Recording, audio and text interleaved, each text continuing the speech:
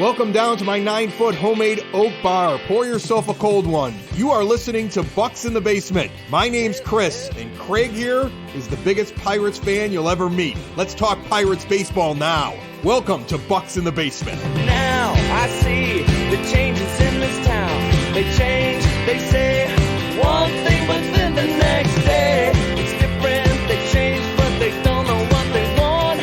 All they do is change. Going left, going right, travel day, travel night. That's where we'll go. No excuses, no goodbyes, no one cries, no one lies. We'll never know.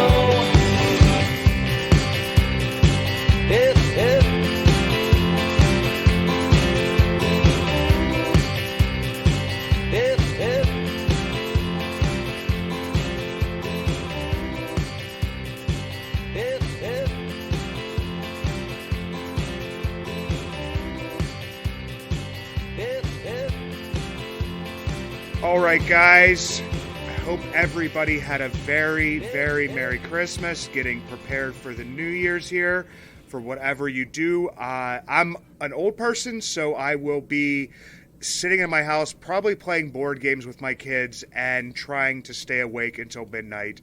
But I hope everybody out there, got to do and got to see all the family members they wanted to. We're going to do a little bit of a minor league discussion here on the podcast today.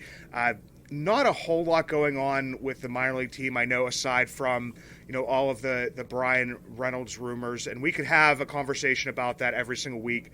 But I thought this would be a great time to hit the reset right before, the new year hits, to bring back Anthony Murphy at _Murphy88, writer over there at Pirates Prospects, has a great YouTube channel as well. If anybody hasn't checked that out, please go subscribe to that and do so. And probably the only man that I know that watches more minor league baseball than I do. Anthony, how you doing today, brother? I'm doing great, doing awesome. Glad to be back on here, man. Glad it sounded like you had a great Christmas yourself. Yeah, I definitely did. I got the three kiddos, and Santa brought them everything that they wanted. I got a Pirates tassel cap, so I'm good. Got a new pair of slippers.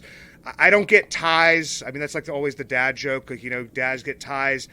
I don't wear a tie for work, or they probably would buy me. I'd probably have like 20 Pirates ties. But yeah, man, it's been great. And for the Pirates, I mean, with everything, the minor leagues have kind of been like a little bit of a showcase here. I mean, I know we've made some signings and stuff, but people are getting to know, some of the minor league players, basically, from the Arizona Fall League to the Rule 5 draft, to the international signing period coming up here. So let's just jump into the Arizona Fall League. And I know that the Arizona Fall League did not have, there's not a lot of broadcasts. They, you don't get to see, it's a lot of just, kind of like looking at, the stat sheets and stuff. But in the Arizona Fall League, was there anything that you saw that was like kind of like a takeaway from you where it's like, oh, that's kind of new for this player, or, a player that maybe impressed you a little bit?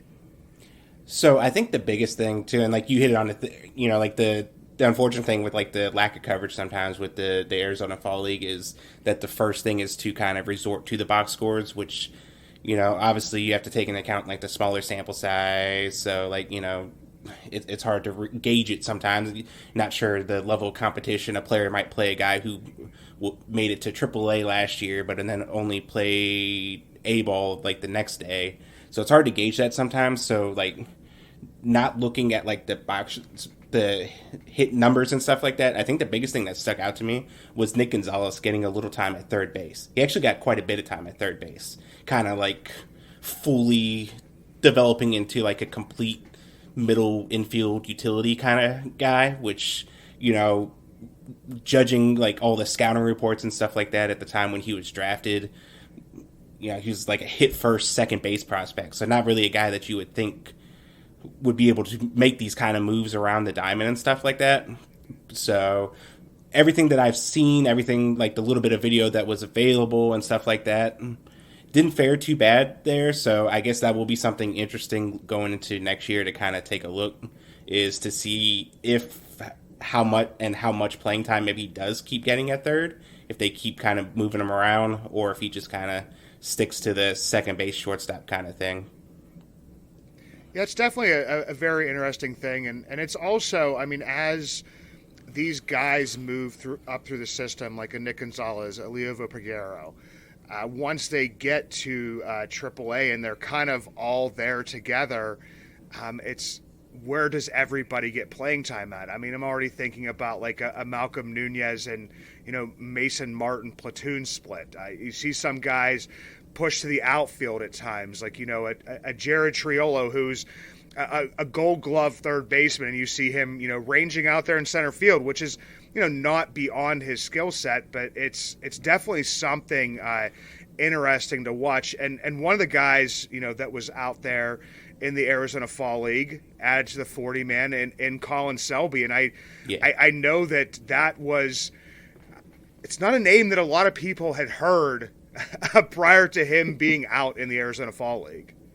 No, definitely not. Definitely not. It kind of felt like he wasn't really talked about. It's not a name that a lot of people knew. And then just like the build up, and then like the day of that, teams had to decide on who they're protecting and not. It was just a name that you just saw everywhere on like Twitter. Like even like people that don't generally cover the Pirates, just like prospect people in general, showing videos of him, and they're like breaking down like the spin rate on his slider, and so he's a name that just like picked up steam really fast. And I mean, he's a guy, reliever. We saw how quick they moved through some relievers early on last year. They even had to put Rowanzi into the bullpen to begin the year.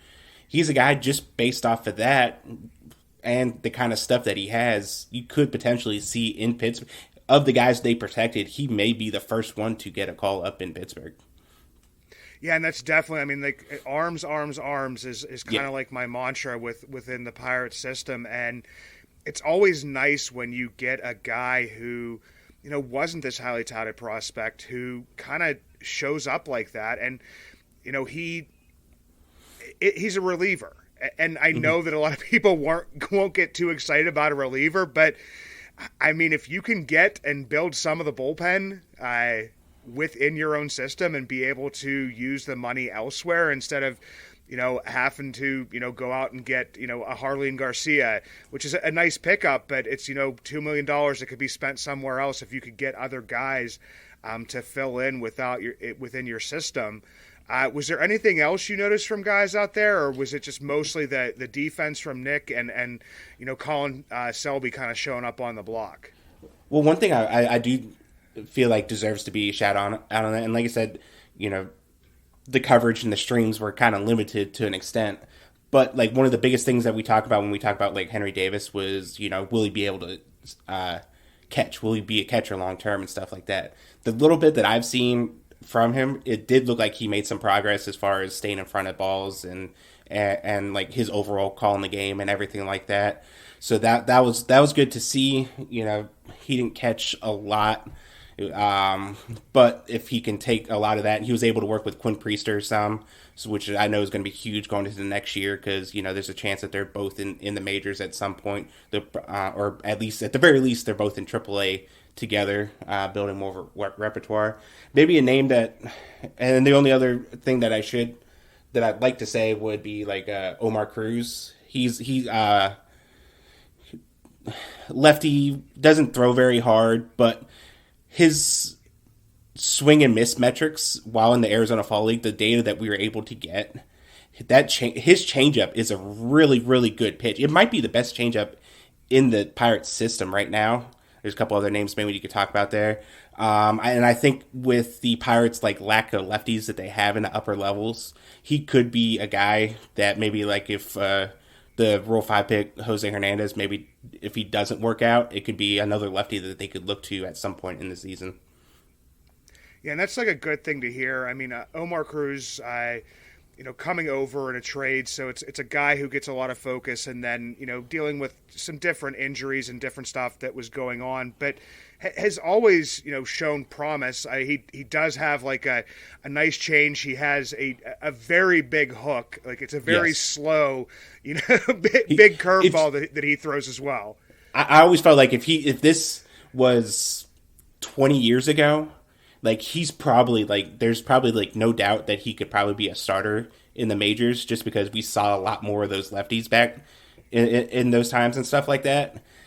Now maybe even as a reliever, if the changeup works so well that the fastball can be deceiving just because you have to worry about the changeup so much.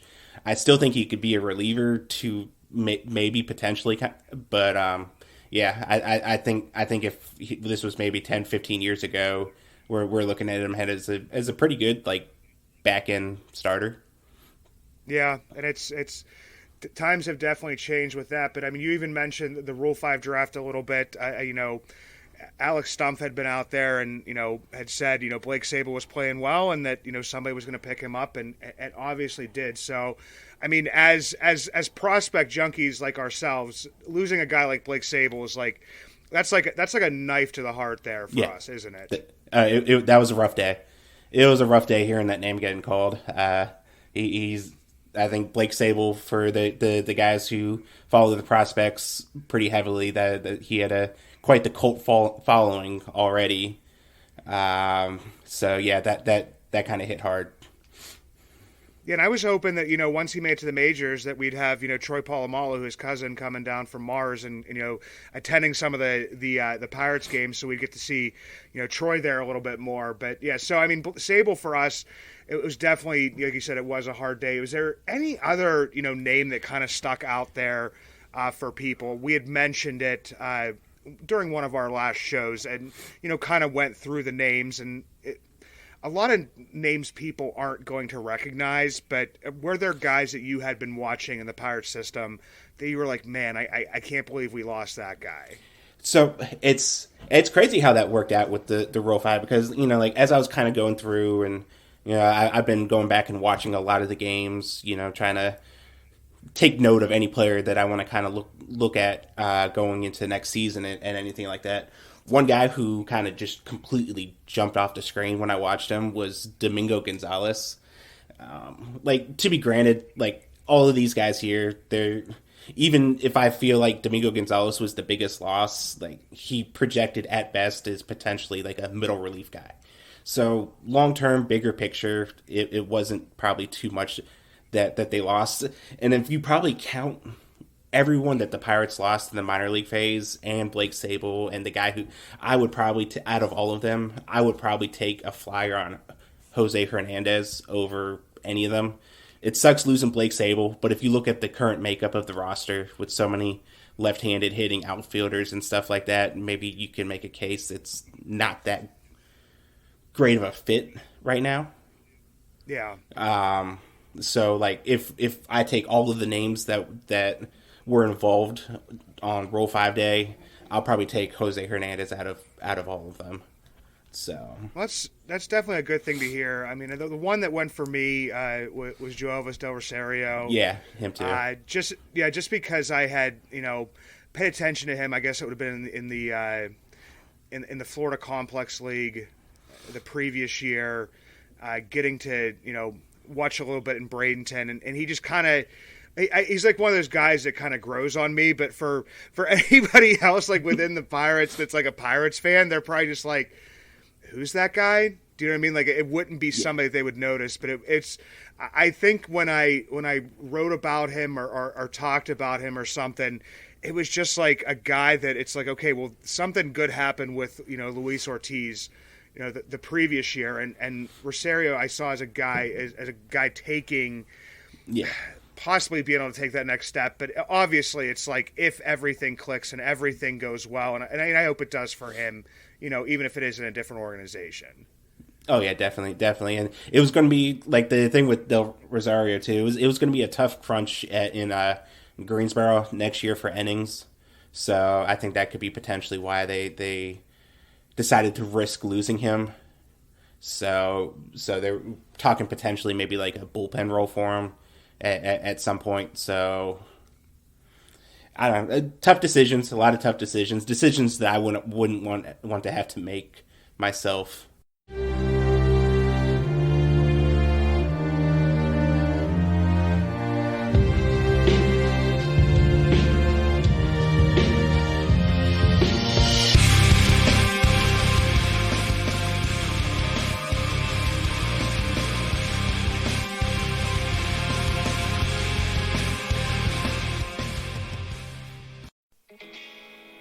if you ever see me out and about in Pittsburgh, you will always recognize me. And not just because of the white beard, but also because of the Y that is always on top of my head, the hat I always wear.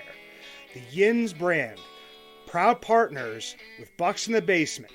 3 dynasties, 1 brand, Yins. Finally, 1 brand to rep all black and gold. Follow at Shop Yins for new merch drops and giveaways. Order online at www.shopyins, the emphasis on the 2 Z's, high quality comfort, lightweight materials, a new modern look for the black and gold. Made for Yins by a Yinzer.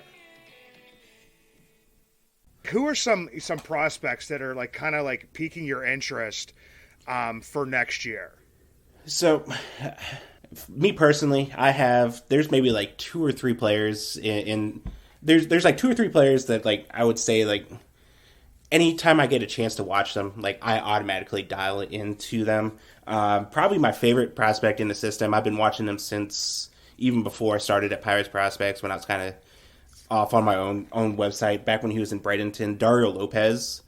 I had a chance to talk with Spencer Smith when the previous year when me and Cody were doing the show, and Spencer just had so much good stuff to say about Daryl, and he has the best opposite field power that he's ever seen in like a prospect, and he was able to kind of like change a little bit in his stance and his swing to kind of pull the ball a little bit last year, and we obviously saw the results of that. He finished with I think it was 19 home runs, and Greensboro obviously helps with that a little bit, but the power's legit. He's really young for the, he should be in AA next year. He's going to be really young there.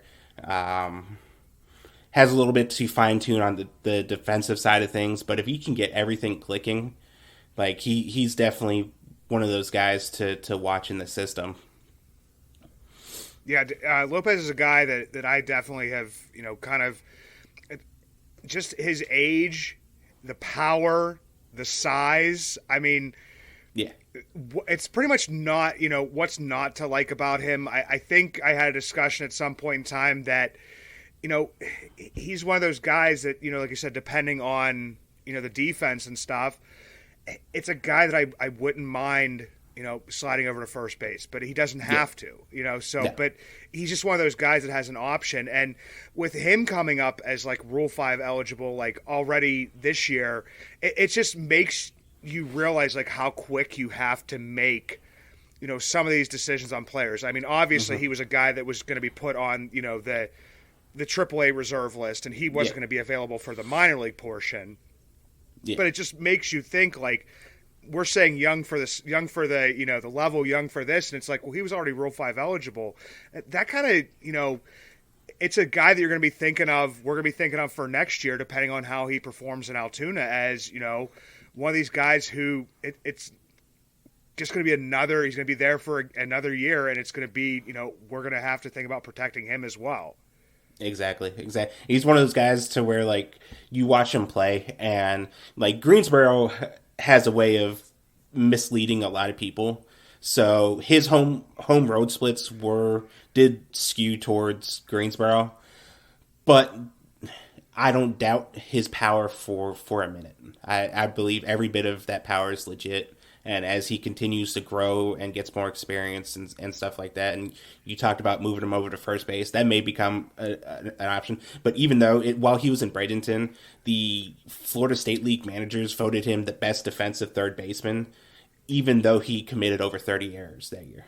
So that should speak a little bit to his potential and like his overall game if he commits that many errors and is still voted as the best defensive third baseman in the league. Yeah, that's definitely very impressive. So who else are we looking at here, Anthony? So last year, this guy, like, I know Tim and myself on Pirates Prospects, we talk about him a lot. I see talk every now and again about him too, but for the most part on the bigger stage, I don't see him mentioned as much yet. But like I talked a little bit about Omar Cruz, and his changeup might be the best in the system. I think Carlos Jimenez does have the best changeup in baseball, and watching it without even like talking about it, really, his changeup reminded me of Devin Williams off the Brewers.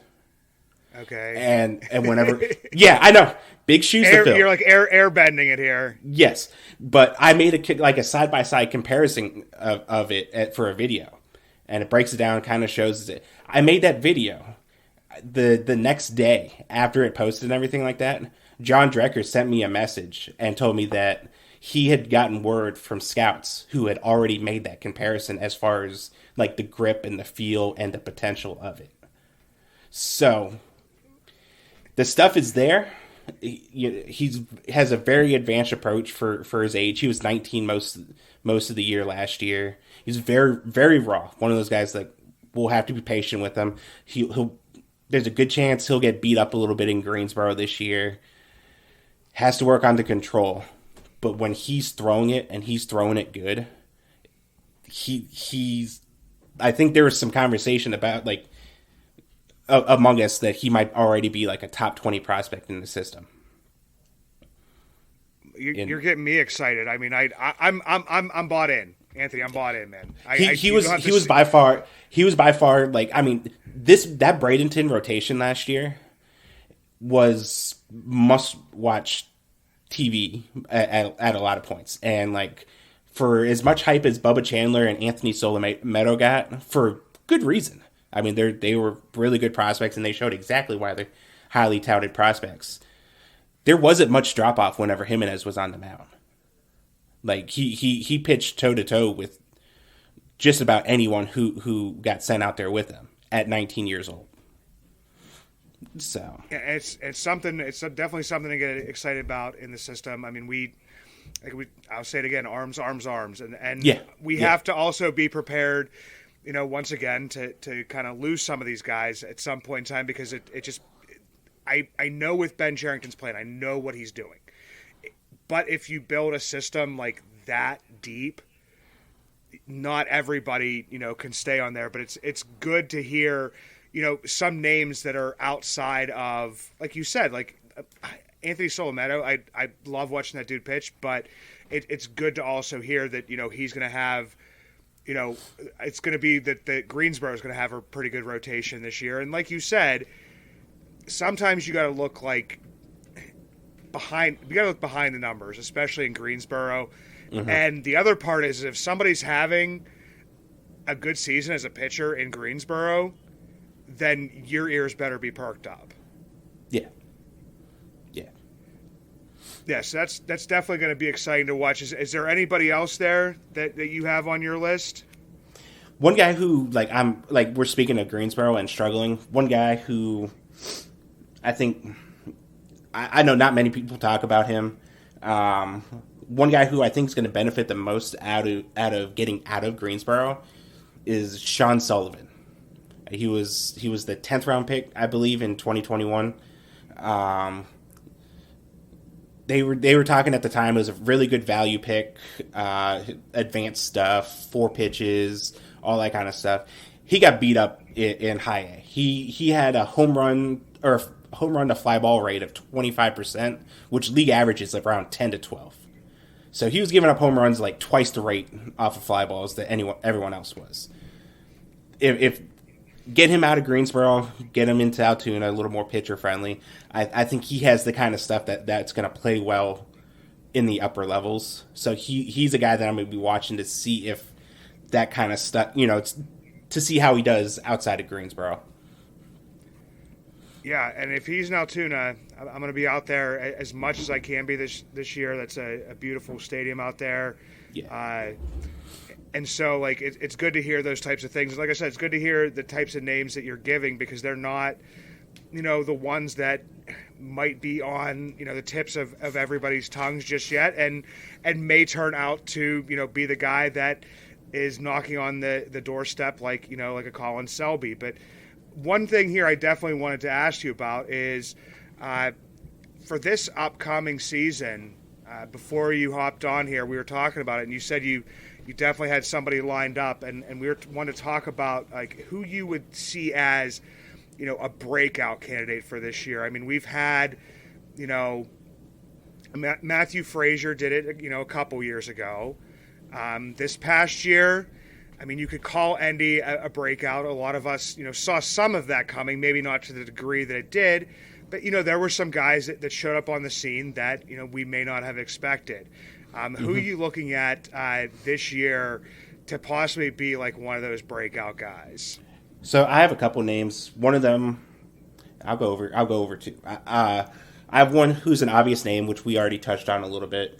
I think as far as like the big picture or like more on the national scene, someone who can really just drive themselves home. I even believe by some of the people I've talked to, has top 100 prospect potential by the end of the year, and that's Anthony Solometo.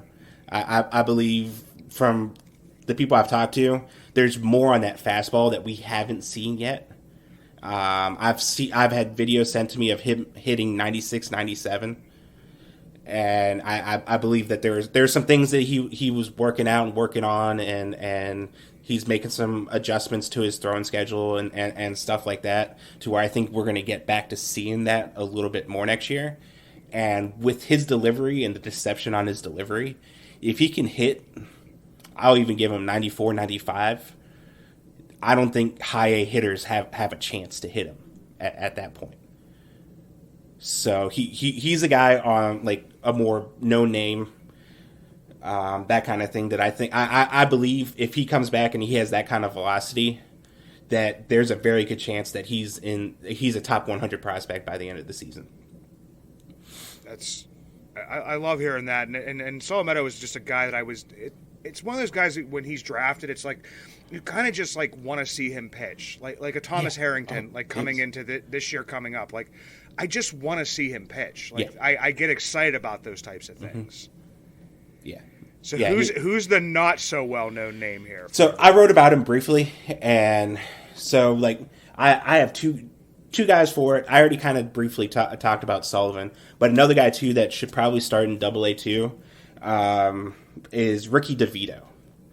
Ricky DeVito has it's a splitter, so it's not. They categorize it the same, but his splitter is as good as a swing and miss pitch as a lot of people have in the system. They started stretching him out more towards the end of the season. And the more they stretched him out, the more they let him go, 2, 3, 4 innings at a time. He actually was starting to pitch better. I know when the Pirates traded for him in the Richard Rodriguez trade, he was hurt, didn't pitch, so he was kind of working his way back up. They started him, inning here, inning there. But I think if they make it looks like they're going to try to move him back into the rotation at least to start the year. But with that fastball, you could hit mid-90s with the fastball, and then that splitter, I think he has a chance to pitch really good this year. He was actually one of my low on the radar breakout guys I had in one of the roundtables that we had on Pirates Prospects. I think it was about like a month or so ago. Yeah, I definitely remember reading when you guys had written that. And before we get out of here, everybody knows that the international signing period is coming up, and it's a strange thing. I will just say that about the international signing period, because you can go up and down the list and you pretty much already know where guys are going to sign at. Don't you agree with that? That it's just kind of just like it's a very strange animal. It is. That's why I'm so glad John Drecker is so good at it. So then I don't have to go into it too much.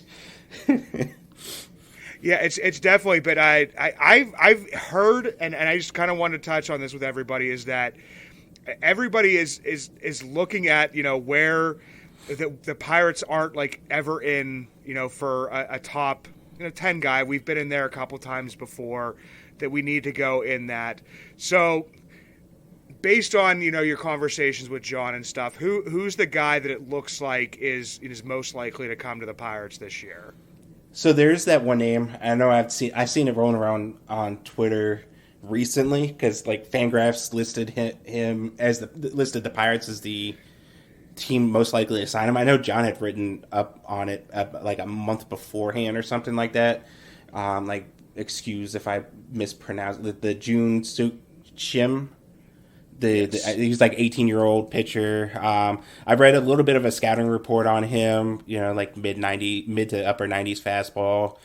Curve, I believe it was, and stuff like that. John was on it like a month ago. Now it looks like Fangraphs is kind of catching on to it as well. It looks like, if you look at the Pirates' history over the last couple of years, they've done pretty good out in the Asian market when it comes to that. They got Po Yu Chen a couple years ago, Hung Leng Chang last year, I believe it was. So they've dipped into that market quite a bit and have done fairly good. So it wouldn't surprise me if they were able to land another one of the bigger named guys from that way. Yeah, and that's one where it's, like I said, people are going to look as to where he falls at, where he's at on the numbers. I know in MOE pipeline, he's a top 10 guy. Mm-hmm. So there's where, people's, kind of focus goes to. But then I'm just going to give it and it's not even like a guy that I want to see play, and I know I'm probably not going to get to see play just yet because he's so stinking young, and that's Axel Plaz. That kid just excites me. Yep. Another guy too, like another recent international guy too. He was in the FCL last year. He had a nice little run for Javier Rivas. This guy that John and Wilbur on the website, they've said nothing but great things about him. So he should probably kick up to Bradenton this year. So most of us can finally get some eyes on him. But he's another recent international guy too. Yeah, and what basically Anthony is saying here is something that I do myself, is that you guys need to go, follow Pirates Prospects. You need to, follow Anthony Murphy, once again, @_Murphy88. Read all the articles, watch all the videos, have all the discussions, because, as a person that follows Pirates Prospects, you guys are the ones that I turn to the most. I'm an amateur, and you guys are definitely thicker in the weeds than I am, so that's why I'm glad every single time you come on here. Anthony, it's been a pleasure, brother, and I hope you have a wonderful new year, and definitely have to catch up again after the international draft, and especially once spring training gets started. We could tell all the people who these guys are that they're seeing playing on their screen every third day or so. Absolutely, man. Just name the time, man. Now I see the changes in this town. They change.